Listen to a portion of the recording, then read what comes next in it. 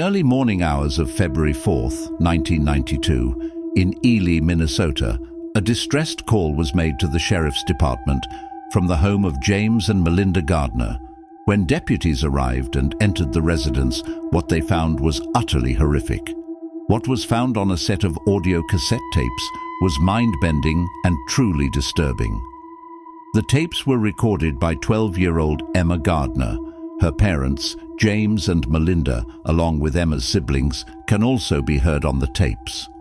The tapes were eventually put in chronological order by the sheriff's department. The following are some of the events transcribed from the tapes. A few minutes ago, I caught Daddy hiding in the closet talking to someone. I heard him saying, "Why do I have to?" That's not what we agreed upon. I'm not going to do it.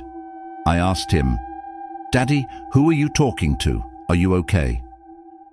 He turned around, looked at me, and I could see he looked very scared.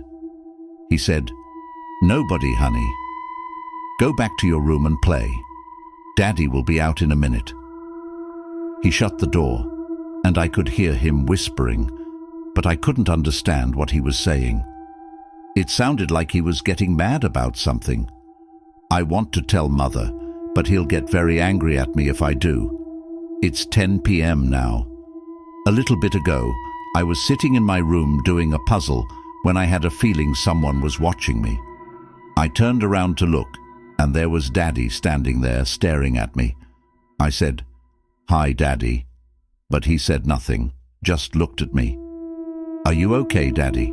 I asked, but again he said nothing.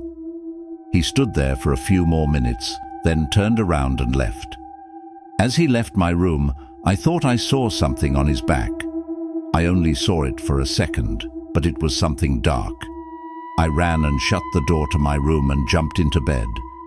Something strange is happening. It's been days since I recorded anything on here. I think Mother now suspects something is wrong with Daddy. I can see the way she looks at him, and each day he continues acting stranger and stranger. He looks scared and is always looking over his shoulder, like something is behind him. I want to say something to Mother about what I saw, but I don't know if she'll believe me. "What are you saying into that thing about me?" "Nothing, Daddy, I promise." "You better not be, kid. Now go do something else." "Yes, Daddy." Melinda then could be faintly heard whispering to Emma on the tape, "What did your father just say to you?" "He asked if I was saying something about him on the tape," Emma replied. "I'm getting scared of him. He's been acting strange lately." "I know, baby. I'm not sure what to do. For now, stay out of his way, okay?" Melinda said. "Yes, Mother." "There's something else. What is it?" "Tell me."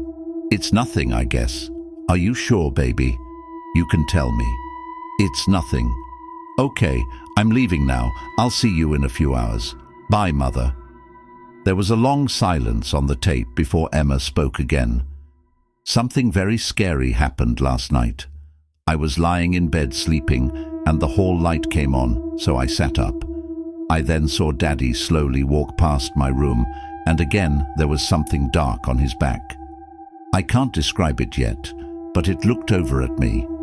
I sat up in bed all night waiting for Daddy to go back to his room, but he never did.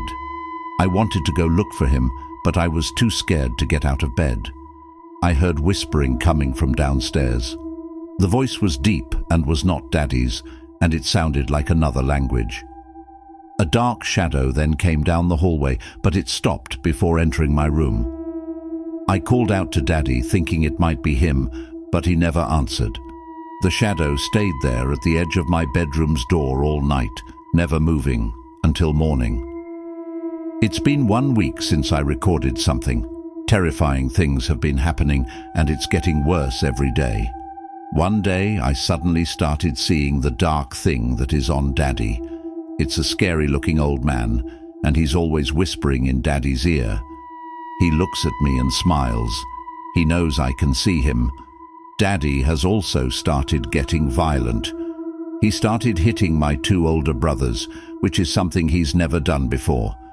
He was the nicest daddy in the world until this all started. Now I don't know who he is. Mother seems to be trying to ignore it for some reason. She goes into her room and shuts the door and acts like nothing is happening.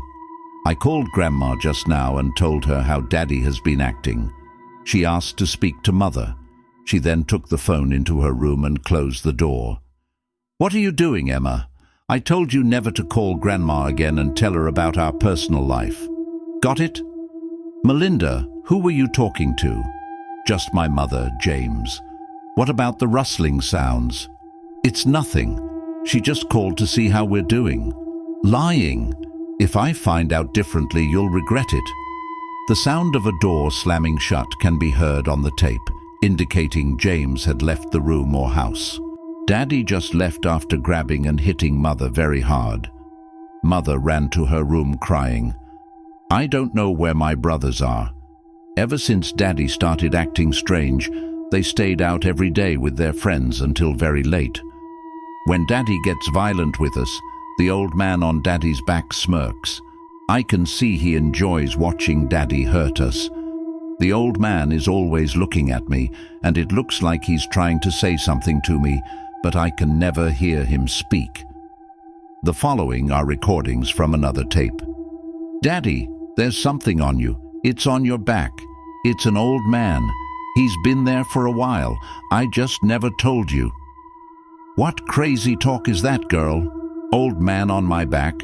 Shut up and get out of my sight." Some loud noises and the sound of running can be heard on the tape. "I'm hiding in my closet now.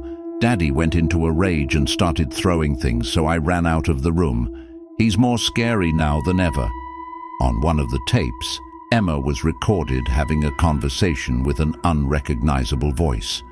According to Melinda's parents, the conversation would come in and out, so law enforcement was only able to hear bits and pieces. The following are what they were able to transcribe. Emma's voice: "Yes, it's being done." Unrecognizable voice: "It must not stop. Continue what you agreed upon. If it stops, you and others will suffer." Emma's voice: "Yes, understood." Unrecognizable voice: "It's almost complete." Emma's voice: "I know, old one. We're so close." The following was what was on the final tape law enforcement listened to.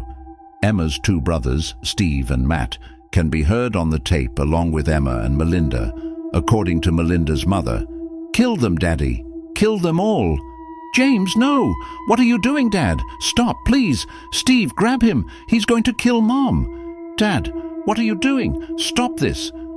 The sounds of fighting and screaming went on for 7 minutes. The sinister sounds of a little girl, most likely Emma, can be heard giggling in the background. The last thing said on the tape was Emma saying, "Old one, it is now complete." When law enforcement arrived and entered the home of James and Melinda, they found James looking confused, sitting in a pool of blood in the living room. He impaled both of his sons with multiple pieces of rebar and decapitated his wife, Melinda, with a kitchen knife. Emma was nowhere to be found. When authorities questioned James, he said he had no recollection of what happened over the last several months. His story never changed. He eventually lost his mind and was put into the Minnesota State Security Hospital, where he resides to this day. A search for Emma was launched, but no trace of her has ever been found. For more scary horror stories, please subscribe.